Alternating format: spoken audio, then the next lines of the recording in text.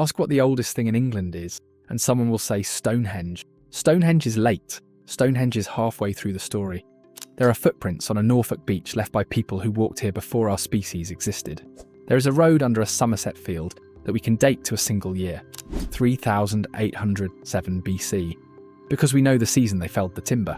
There is a mound in Wiltshire bigger than anything the Greeks built, and we have gone into it 3 separate times and found nothing inside. No body, no chamber, nothing. I know how that sounds. Everyone is real. This country was mined, engineered, mapped and buried for 800,000 years before anybody thought to write any of it down. Then the grass grew over it, and the fields went in on top, and we started calling it the Dark Ages. 15 things ancient England is still hiding. Let's start. Fix one thing before we go anywhere. Most people run the same rough clock. Romans, then castles, then school. Before that, are fog-labelled cavemen. Here's the real shape. People were living in Britain 850,000 years ago. Farming arrives around 4000 BC. Stonehenge is finished by 2500. The Romans don't land until AD 43, which puts them closer in time to you than to the men who raised those stones. They marched into a country that was already ancient. 15. The footprints that lasted a fortnight. May 2013. Happisburgh, on the Norfolk coast. A stretch of shoreline that's been quietly falling into the sea for years. A storm strips the sand off the foreshore and exposes a patch of old estuary mud, and in it there are hollows. Not random ones, elongated and regular, in lines. Footprints, around 50 of them. At least 5 individuals, adults and children together, walking roughly southwards along the edge of a river that no longer exists. Then the dating came back, and it stopped being a curiosity. Around 850,000 years old, the oldest human footprints ever found anywhere outside Africa. Not us, not Homo sapiens, who wouldn't exist for another 800,000 years.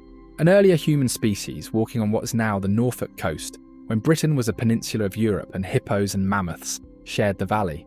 The team knew from the first day that they were on a clock. The mud was already crumbling, and the tide came in twice a day, so they worked in the rain, in the wind, photographing from every angle, and building a 3D digital model as fast as the technology allowed. Within about 2 weeks, the sea had taken all of it, completely. There is nothing to go back and look at. The single oldest trace of human beings in northern Europe surfaced, existed in the modern world for a fortnight, and was gone, on a beach with a car park and a caravan site. That's the pattern for this whole list. Not hidden, just briefly visible, to whoever happened to be standing there. 14. The only Ice Age art in Britain. And we walked past it for 100 years. On the line between Derbyshire and Nottinghamshire, there's a limestone gorge with caves in both walls. Creswell Crags. Victorian antiquarians dug here. So did 20th century archaeologists. It's one of the most excavated cave systems in the country. In April 2003, a small team went in with a specific idea.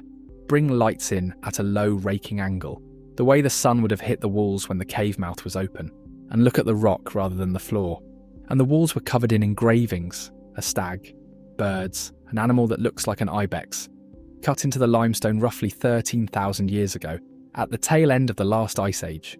It is the only confirmed Ice Age cave art in Britain, and it had been sitting a few feet from where generations of archaeologists knelt in the dirt, because nobody had thought to look up with the light in the right place. That alone would earn a spot, but Creswell had a second one waiting.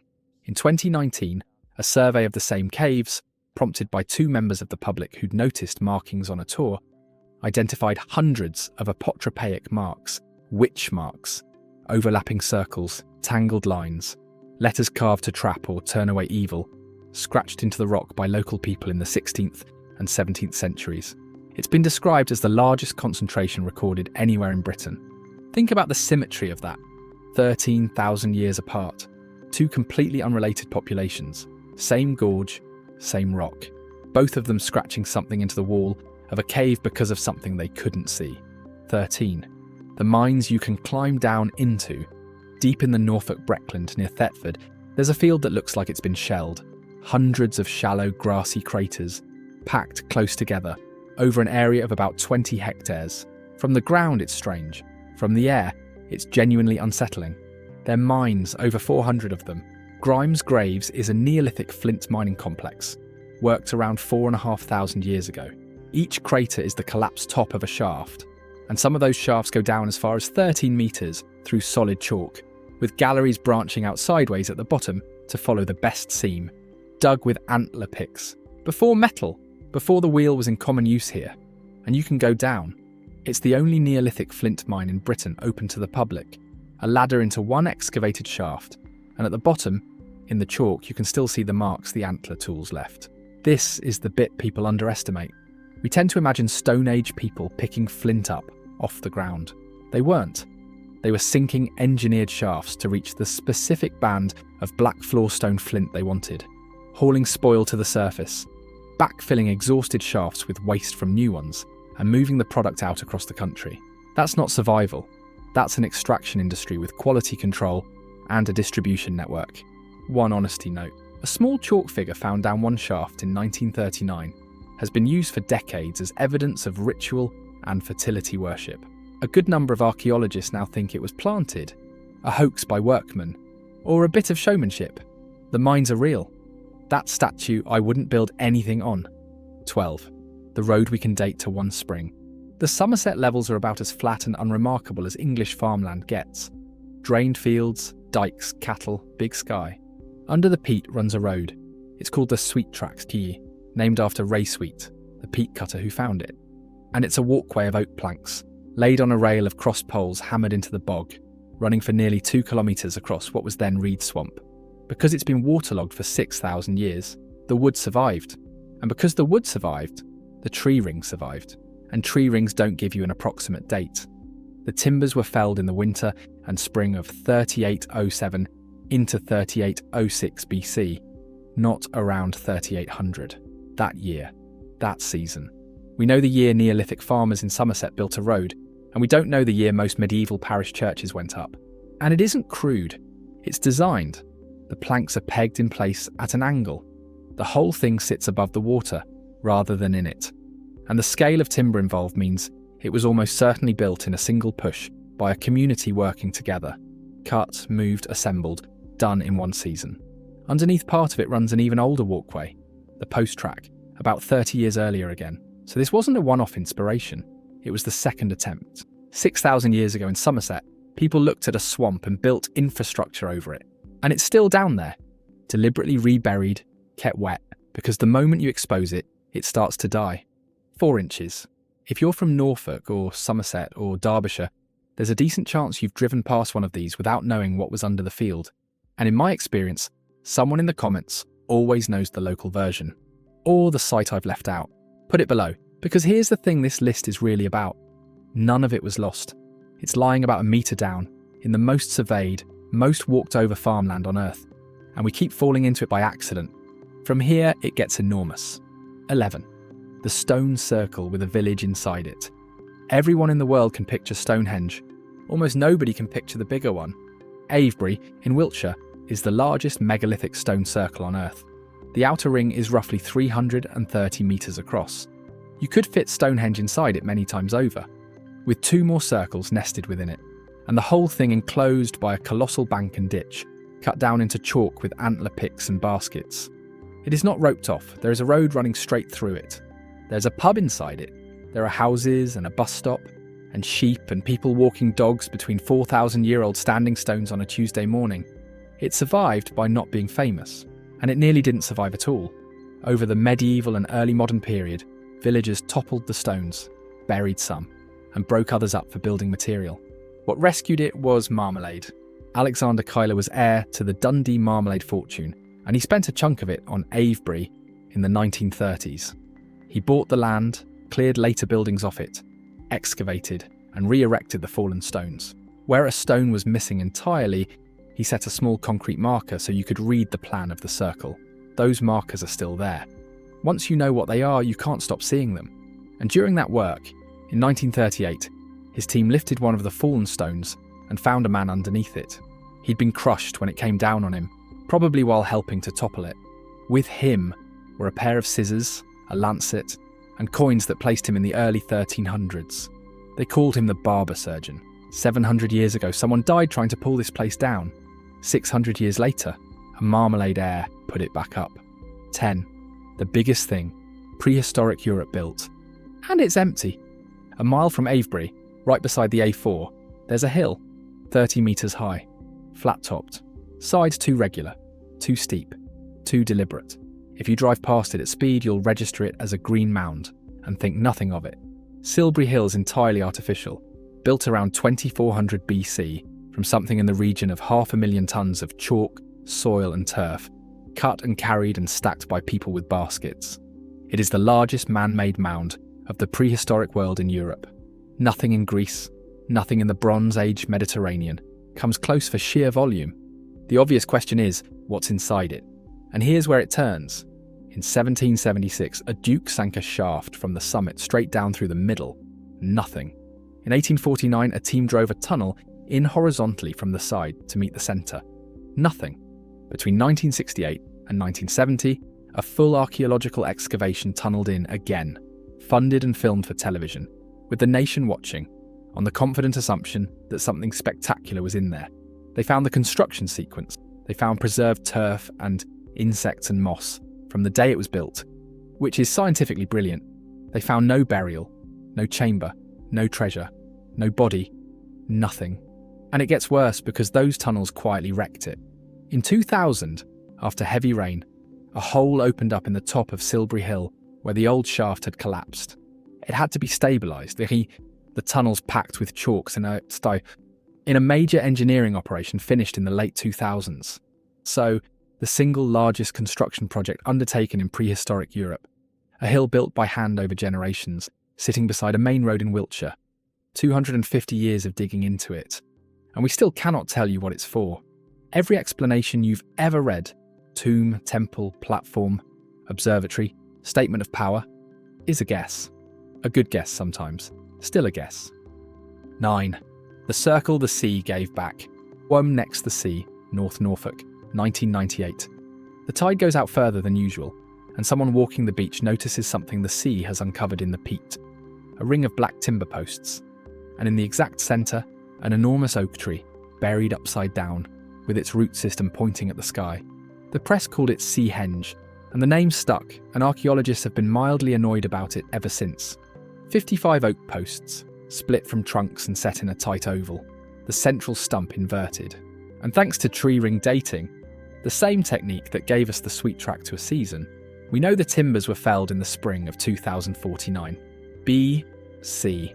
It was never in the sea. It was built on a salt marsh behind the dunes. The coastline moved, the peat sealed it, and 4,000 years later the water gave it back. Then came the row. Archaeologists argued the timbers were already eroding and would be destroyed within a few seasons, and had to be lifted and conserved now. Local people and modern druids argued it was a sacred site and should be left where it stood, and physically blockaded the excavation. It was on the national news for weeks. Protesters standing in the surf, archaeologists working around them, tide coming in. The timbers were removed, they were conserved, which took years, and they're now on display at Lynn Museum in King's Lynn, where you can stand in front of 4,000-year-old wood that spent most of its life underwater. Whichever side of that argument you land on, one fact isn't in dispute. If nobody had gone out on that particular tide, the North Sea would have taken the whole thing, and we would never have known it existed. That's twice now on this list. 8. The fortress the size of 50 football pitches. Just outside Dorchester in Dorset, a hill has been reshaped so thoroughly that from the air it looks like a fingerprint pressed into the county. Maiden Castle is the largest Iron Age hill fort in Britain. The enclosed area runs to around 47 acres. Around it loop multiple massive ramparts and ditches, banks tall enough that standing in the ditch you lose the sky, and the entrances are deliberately staggered into a maze, so that anyone attacking has to funnel through a long, curving, overlooked corridor while people above throw things at them. This wasn't a refuge, it was a defended town, with roundhouses and streets and storage pits inside it, occupied for centuries. And then there's the famous part. Mortimer Wheeler excavated here in the 1930s, and near the eastern entrance he found a cemetery, bodies with appalling injuries, sword cuts, and in one man's spine an iron bolt. Wheeler announced it to the world as the war cemetery of a native last stand against the invading Roman army in AD 43. A doomed defence, the hill fort stormed, the defenders buried in haste by survivors. It was written up brilliantly, it made the papers, and it is still what most people believe about this place. Here's the honesty beat, and it's a big one. Modern archaeologists largely don't accept it. Re-examination suggests the burials accumulated over a longer period rather than in one catastrophe, and that the injuries don't all line up with a single Roman assault. The evidence for a dramatic battle here is much thinner than the story requires. Wheeler was a superb excavator and an even better showman. He wrote a thriller, and we've been repeating it for 90 years. The earthworks are real, and standing on them will genuinely take your breath. The most famous thing about them probably isn't true, and I'd rather tell you that than let it slide. 7. Britain's Pompeii. With the washing up not done, a working brick quarry at Whittlesey in Cambridgeshire. Industrial ground, not somewhere you'd expect the best preserved Bronze Age site in the country. Around 850 BC, a small settlement of roundhouses stood on stilts above a slow river channel here. One night it caught fire. The buildings burned, the structure gave way, and everything, house timbers, roof, contents, people's belongings, dropped straight down into the water and the silt. And the mud sealed it. Must Farm was excavated in 2015 and 2016, and the preservation is unlike anything else in Bronze Age Britain. Complete pots, stacked by size the way you'd stack bowls in a cupboard. Pots with food still inside them, one with a wooden spoon left in it. Textiles woven from plant fibres, so fine and so well made that they changed what specialists thought people here were capable of. Glass beads that had travelled from the continent. Wooden buckets, boxes, tools with the handles still attached. A wooden wheel, complete with part of its axle. Understand what makes this exceptional. Almost every Bronze Age settlement site in this country is a pattern of dark stains in the soil where posts used to be. You get post holes, some broken pottery, and a great deal of careful guessing. Must Farm isn't a floor plan, it's a household interrupted mid-evening. We don't know why it burned. Accident, attack, or a deliberate act. The site can't tell us, and the archaeologists have been honest about that from the start. But for one night, 3,000 years ago, we can see exactly what an ordinary home in England looked like from the inside. The stacked bowls, the spoon in the pot, the tidying half done. Nowhere else in Britain can do that. That's 9 down. And here's what's left. A drawing on a hillside that only exists because people keep weeding it. A pile of furious complaints thrown into a hot spring by people who'd had their coats nicked. A man buried in sight of Stonehenge who grew up 1,000 miles away. And a discovery from 2024 that quietly moved the whole map. 6. The drawing that only survives because people keep weeding it. High on a hillside in Oxfordshire, near the Ridgeway, there's a horse cut into the chalk. Yeah, it's 110 metres long, and it doesn't look like anything else. It's not a picture of a horse so much as the idea of one. Abstract, stretched, all flowing line and disconnected limb, closer to modern art than to the chunky, literal chalk figures cut elsewhere in England. The Uffington White Horse has been argued over for centuries. Saxon, medieval, some local lord's flourish. Then optical dating was applied to the silt in the trenches, a technique that tells you when buried grains last saw sunlight. The answer came back late Bronze Age, roughly 3,000 years old, which makes it, by a very wide margin, the oldest chalk figure in Britain. But that's not the fact that matters. This is. Chalk figures do not survive. Grass grows over them.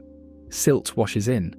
Left alone, a hill figure disappears within about 20 or 30 years, well inside one human lifetime.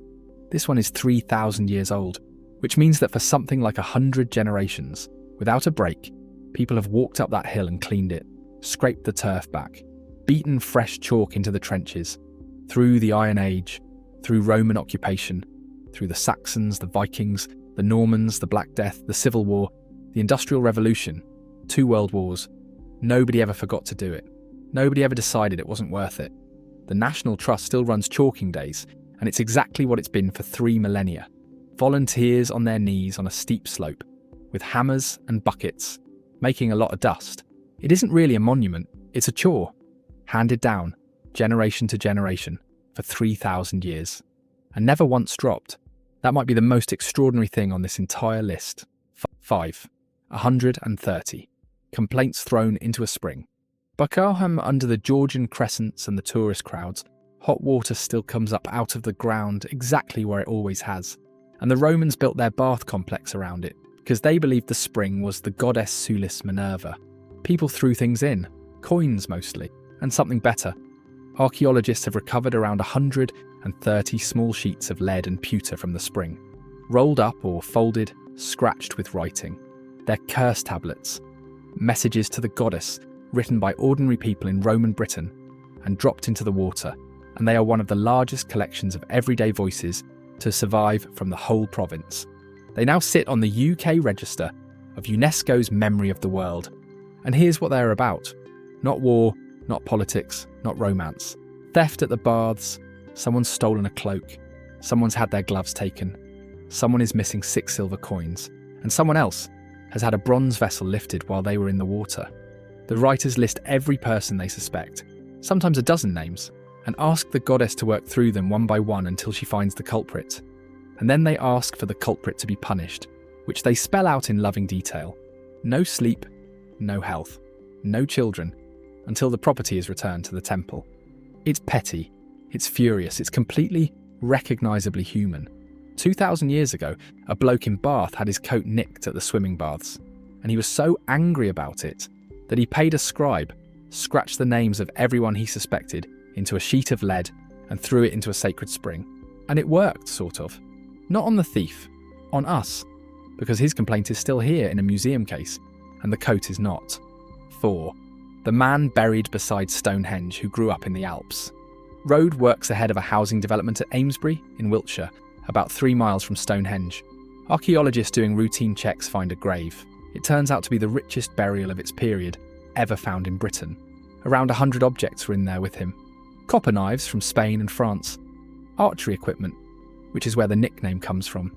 The Amesbury Archer. Flint tools, boar tusks, pots and a stone wrist guard. And 2 small twists of gold worn in the hair, which are among the earliest gold objects ever found in this country. He was buried around 2300 BC. Stonehenge was standing. The great Sarsen structure was up. But the objects aren't the headline. This is: the chemistry of tooth enamel locks in a signature from the water you drank as a child, and that signature varies by geology and climate. So you can test an adult's teeth and find out where they spent their childhood. His teeth don't match Britain. They match Central Europe, the Alpine region, Switzerland, Austria, southern Germany, that sort of country. Roughly 1,000 miles away. This man was not born here. He came here. And then there's the detail that stays with me. His skeleton shows he'd suffered a severe injury to his left knee. The kneecap was gone entirely, and the bone shows he'd lived with it, badly, for years. He would have limped painfully, permanently. He also had an abscess in his jaw serious enough to have eaten into the bone. So, a man in constant pain, walking with a ruined leg, who crossed a continent, arrived in Wessex while Stonehenge was being used, and was buried with more wealth than anyone else we've found from that century in Britain. Whatever prehistoric England was, it was not cut off. It was connected, and it was worth travelling to. 3. The giant that isn't ancient. And why that's the point. On a hillside above the village of Turn Abbas in Dorset, there is a 55-metre man cut into the chalk holding an enormous club and leaving absolutely nothing to the imagination. For 200 years the argument ran between 2 camps. Either it was Roman, a Hercules figure, club and all, cut during the occupation, or it was prehistoric, a fertility figure of unknown age, older than anyone could say. In 2021, the National Trust had samples taken from deep in the chalk of the figure and dated using the same optical technique used at Uffington. The answer was neither. The chalk was laid down somewhere in the range of roughly AD 700 to 1100, late Saxon. Now, if you're thinking that makes it less interesting, stay with me because it makes it far stranger. It means this figure was cut by Christian-era Anglo-Saxons, not by Romans, not by pagans in the deep past, in a landscape where a Benedictine abbey was founded in the valley below in the 10th century. People in habits, and a giant on the hill. And then it seems to have disappeared. Because for a figure this size and this impossible to ignore, there is no mention of it in the written record for centuries. Nothing in the abbey's documents. Nothing in the surveys. The first clear reference anyone has found is in a church warden's account from 1694, recording a payment for repairing it, which suggests the grass took it for a long time, and then somebody found the outline again and brought it back, and it's been maintained ever since. Why it was cut at all is still open. Hercules, a muster point, a local joke at a landowner's expense. Take your pick, and be honest that it's a pick. But here's why this is number 3. We all assumed it was ancient because it looked ancient. That's the entire problem with this subject. Standing on a hillside in Dorset, 55 metres tall. 2. The mounds a landowner had a hunch about. Suffolk 1939. An estate above the River Deben, with a scatter of low grassy humps in the grounds. The landowner, Edith Pretty, had a feeling about them. She hired a local man called Basil Brown, self-taught, no university degree, a working excavator who knew Suffolk soil better than anyone, and asked him to open one up. He'd already dug a couple with modest results. Then he started on the big one. He found iron rivets in the sand, then more in lines, and he did the thing that makes him one of the heroes of British archaeology. He stopped, and he worked out what he was looking at, and he excavated it with a brush in his hands. The timber had rotted away completely centuries ago, but the sand had held the shape. What Brown uncovered was the ghost of a ship, 27 metres of it, hauled up from the river and buried whole, its every plank recorded as a stain in the ground, and in the middle of it, an untouched burial chamber. What came out is now one of the most recognisable collections in the world. The helmet, with its face mask and its dragon, gold shoulder clasps of a workmanship that specialists still describe as astonishing, a great gold and garnet buckle, a sword, silver bowls and a huge silver dish from the eastern Mediterranean, coins from Frankish Gaul, which are what date the burial to the early 7th century, almost certainly an East Anglian king, very possibly Redwald, and this is why it's number 2.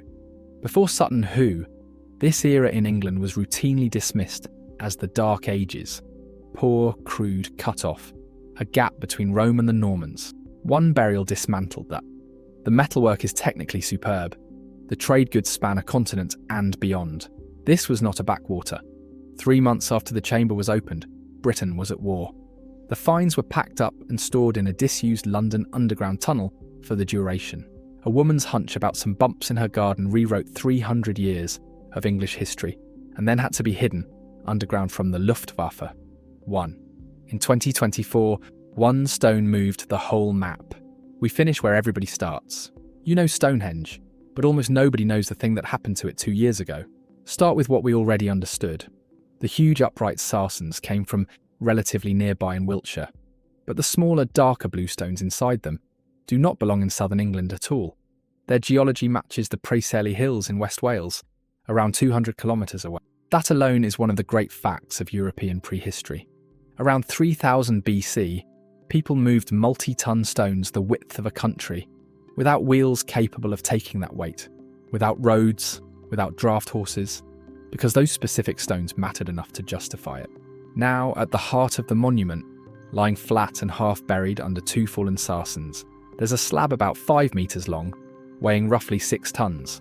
It's called the altar stone.